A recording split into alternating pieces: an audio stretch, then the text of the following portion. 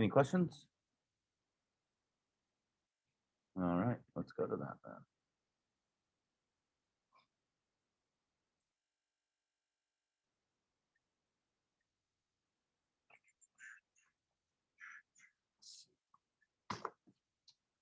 All right. So if we take a look here, don't have it? Thank you. How's that? Boom. All right. So if we take a look here, we have this HCN, this hydrocyanic acid with 6.7 times 10 to the negative 10th. And we have this 5 molar nitrous acid. So the nitrous acid 4.0 times 10 to the negative 4th is much more acidic. So this is more likely to go to form the H positive. And then at the end of this, they want us to calculate the concentration of the cyanide ion as well. So the first thing we have to do is this the work I showed you yesterday? The first thing we need to do is to figure out what the deal is with this nitrous acid. So let's do that. So you have HNO2, and you can put the H2O in there and all that stuff, but basically we're making H plus and NO2 negative. And the H plus is going to determine the pH that they want. So if we take a look at this, we have 5.0 moles to start. Shortcutting, I should shortcut. So 5 moles to start, moles per liter to start. 0 H plus and 0 NO2 at the start of it. We're then going to, it's a 1 to 1 to 1. So we're going to subtract and add x's. That gives us 5.00 minus x for this, and x for this. So if we take a look, the Ka equals products over reactants.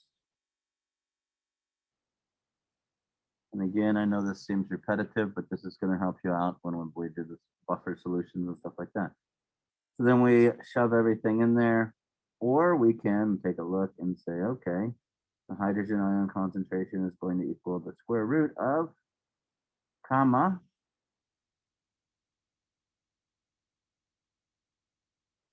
now the cool thing is that we're assuming that this is small enough that our x here for the subtraction is not going to matter.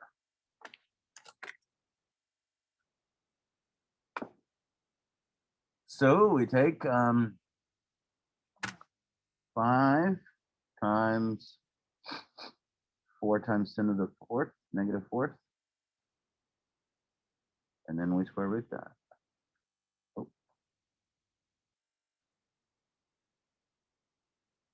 We get hydrogen ion concentration equal to 4.47 times 10 to the negative 2nd. If we just want the pH, we take the negative log of that, and we get 1.35.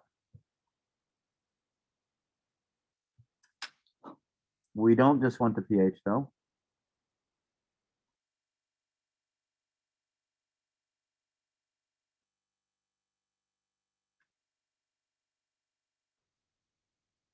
We also want the concentration of the cyanide ion. This is what we want here. We want to find X here. We actually know that this right here is 4.47 times 10 to the negative 2nd. That's the hydrogen ion concentration after all of this dissociates to equilibrium. So that means that this is going to start with basically this amount in there. So we got to see what that change is going to be. And 4.47 times 10 to the negative 2nd plus x here. All we want is x. Again, this is so small that we're assuming that we don't have to worry about x here or x here. I'm going to go and put it right here, but the K sub A equals H3O plus Cn negative all over HCN. All right, and we have this equal to 4.47 times 10 to the negative second plus x, and 1.00 minus x. Questions there? We're going to set this equal to, yeah, go ahead. Well, no, I just had a quick question. Yeah, go ahead.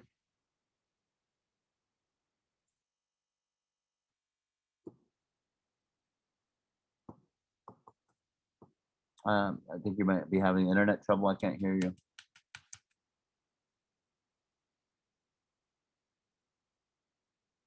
And we're going to continue, Hayden, if it comes up or whatnot, or if you want to type it into the, I'll open the chat. Oh, nobody reminded me to record. I reminded myself. So Hayden, if you want to type it in the chat or whatnot. Looks like you're having some internet difficulty, or I am, because we're not getting any voice over here. So if we take a look, I'm going to set this equal to 6.2 times 10 to the negative 10th. Again, we can ignore this and this. So we're going to multiply this by 1 and divide it by 4.47 times 10 to the negative second. So 6.2 times 10 to the negative 10th. Multiplied by 1, which doesn't change it, and divided by 4.47 times 10 to the negative second.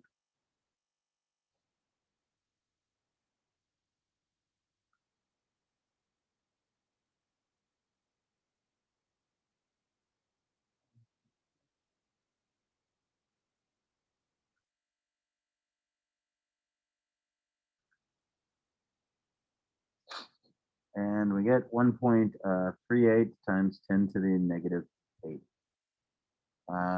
Two significant digits on the 6.2 would round that to 1.4. So again, we take that, multiply it by 1, and divide it by the H plus concentration. And as always, if you want to use your calculator to use the solver function, you can get better answers, but a lot of times it's just going to round to exactly the same thing based on significant digits. So I don't know if it's worth the time for you or whatnot. Maybe if you were down at Eli Lilly or something like that, or working on some super duper project, then by all means. All right, let's move on to this H3 PO4. Nothing in the chat. I guess you got to figure it out.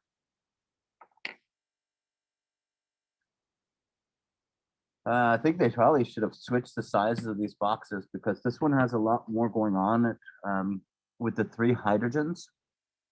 So the first thing we're going to do is H3PO4. I'm just going to go ahead and just do the major breakdown of this. And that's that reaction right there. We're starting with 5 molar.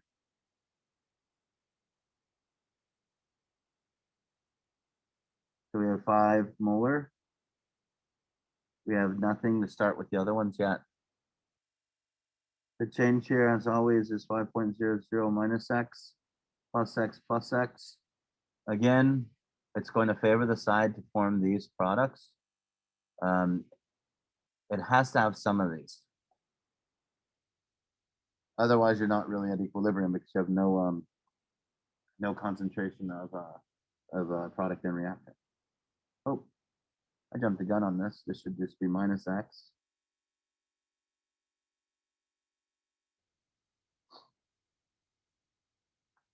So there is that. So if we take a look, then trying to look at the space I've got here, just going to put it right under here. Ka equals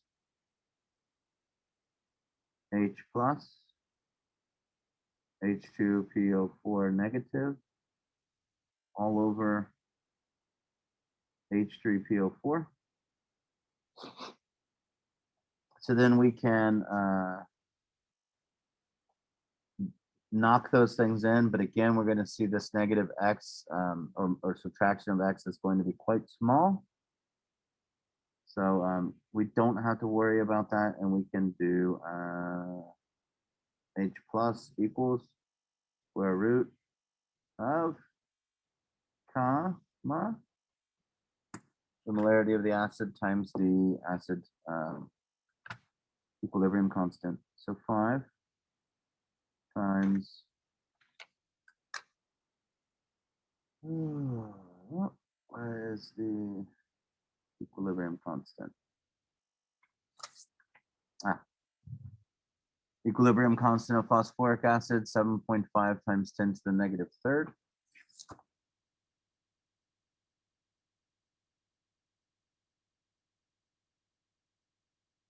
Now that is of the H3PO4. So 5 times 7.5 times 10 to the negative third. And we're going to take the square root of that. It gives us 0.1936 or 0.194 molar. Now, since that is the hydrogen ion concentration, that is also the concentration of H2PO4. So right there, we've got that done.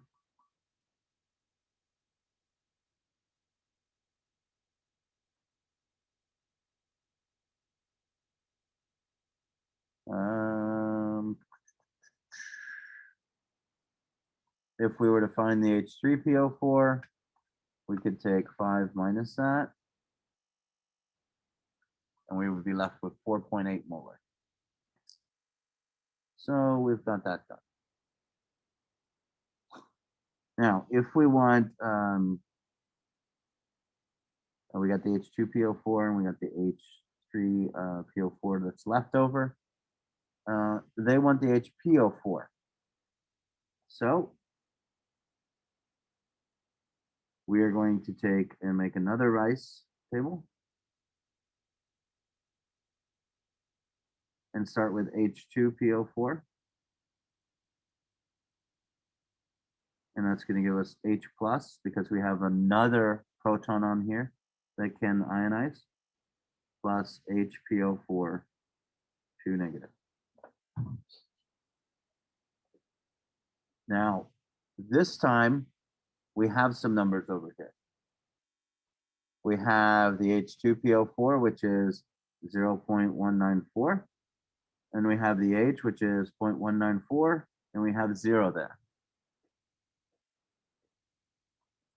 Does everybody see that that's the concentration that we have of that, and that's the concentration that we have of the hydrogen ion concentration? So the change here again, since we have no HPO4 2 negative, we are, the change will be minus X here.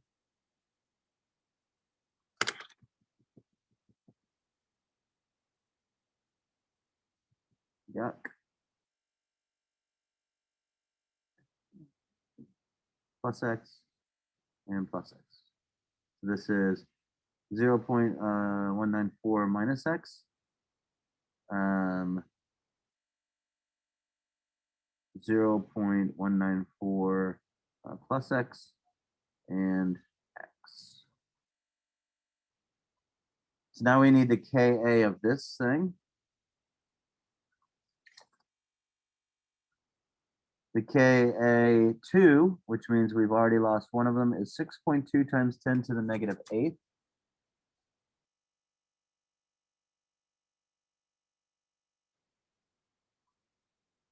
And again, we could redo this, but it's not really, actually, let's go ahead. We have 0.194 plus X,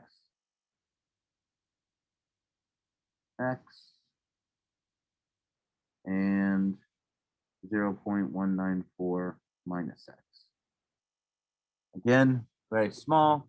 So we're going to be able to ignore these X's here and the plus and minus. So we're going to take Ka, which is 6.2 times 10 to the negative eighth, and we're going to basically multiply it by 1. Why? Because both of these concentrations are the same. 0.1, we can multiply it by 0.194 and then divide it by 0.194.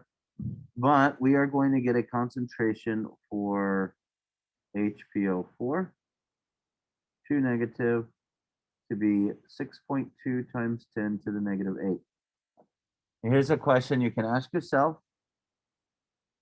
If I add that X to the 0.194, is the hydrogen ion concentration changing at all?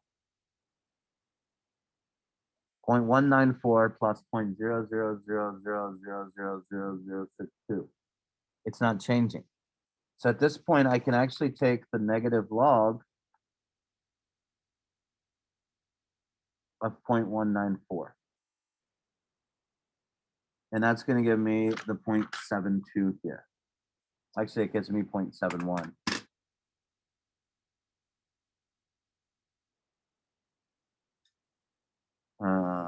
Maybe they did not round, and this is a rounded number here. So maybe after they did this calculation, they did it. Not a big deal. In reality, I mean, this isn't going to affect it though. But so we have the concentration also of the HPO4 2 minus right there. Last thing they want is the PO4 3 negative. Well, we have to go further, right? HPO4 2 negative makes H plus PO4 3 negative. So how much HPO4 2 negative do I have? I have 6.2 times 10 to the negative 8th of it. How much hydrogen ion do I have? I have 0.194 of it. How much PO4 3 negative do I have? I have 0 of it. We're minusing X, plusing X, plusing X. We got 6.2 times 10 to the negative 8th minus X, 0.194 plus X, and X. So again, the Ka equals products over reactants.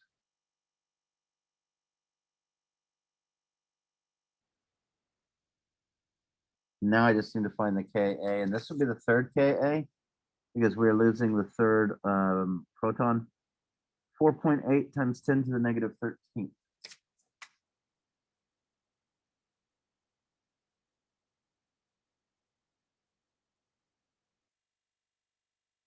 Again, we're going to ignore the plus X and minus X.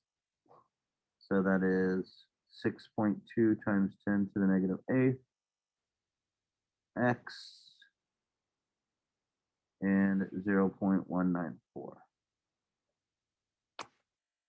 So 4.8 times 10 to the negative 13th times 6.2 times 10 to the negative 8th divided by 0.194.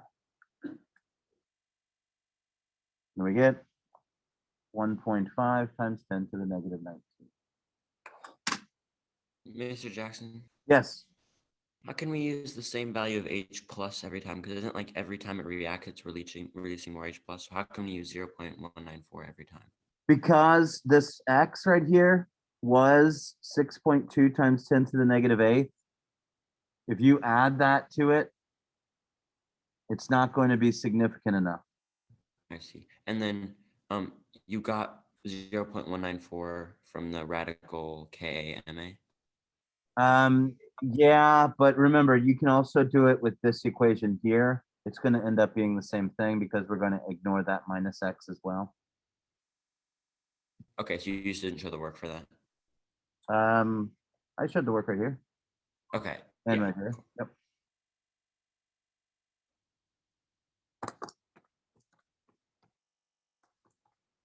Any others?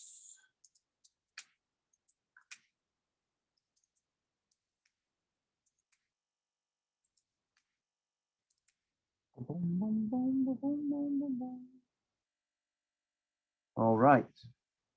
So then you guys can try this one. Obviously, it's a strong acid for the first one. Well, actually, let me do this one and I'll put you guys on the other one for the rest. So if we take a look, this first H is going to completely go. So that means our H plus concentration, and this is why this is ridiculous. This box is so big compared to this one.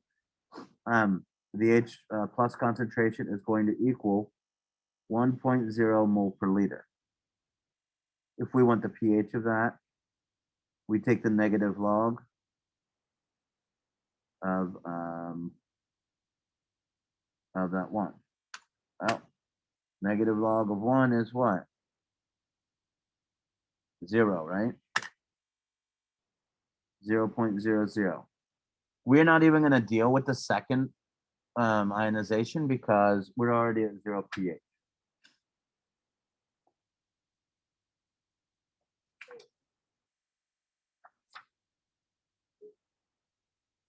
Because H2SO4 is a strong acid. So that means that first H ionizes completely. So if there's 1 molar H2SO4, you have 1 mole of H per liter coming off. Because Ka is so big for that first hydrogen. Do they even give it? They don't. They just say it's large. Now for So the yeah, go ahead. sorry, is the pH of any strong acid like non-diluted just 0 since it releases? No, if it's 1 molar, it is. But Okay. you can have less than 1 molar, right? It's that whole power thing. This would be 1, so you're at the 0 place, right? Like if this were -1, then we would be at 1. If it were it was a 1 times 10 to the negative 30, it would be at 3, right? Yeah. Okay. We're at the 1's place. Okay. Cool. So yes, 1 molar any strong acid, 0, right? Now we don't have 1 molar, we have 0.01, right? 1, 2. So if we have this, and again, the box here should be much bigger because you're going to do what I did with the H3PO4. You're going to do it twice. The difference is you don't have to worry about Ka for the first one because it's strong. So that means that with the second one, you're going to be already starting with an H plus concentration of 0.1 molar. That's the first ionization energy. Now, if we take the 0.1, if we take the negative log of that, we're going to get a pH of 2, right?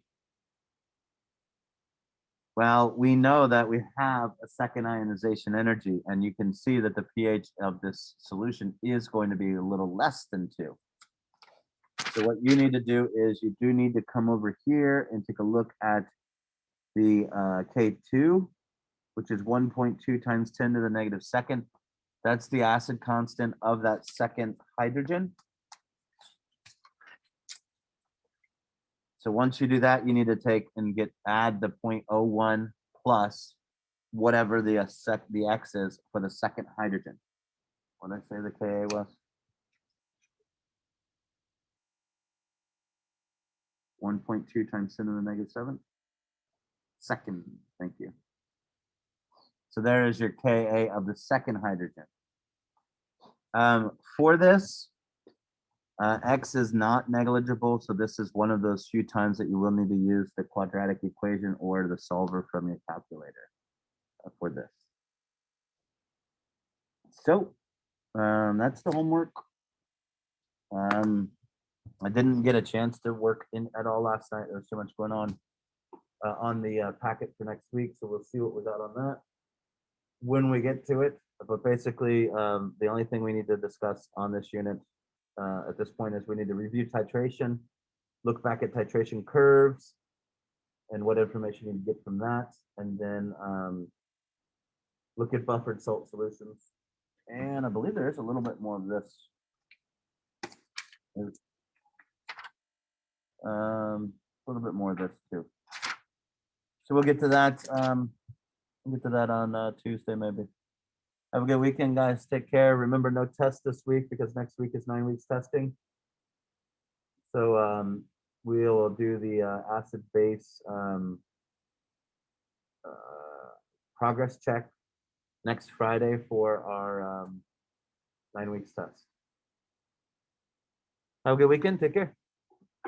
If you have questions, by all means, stick around. So the solver, you with that calculator, you may have to set everything equal to 0. Or can you do two sides of an equation with that one? Okay, so you set up the Ka equals. Oh, you hit math. Yeah.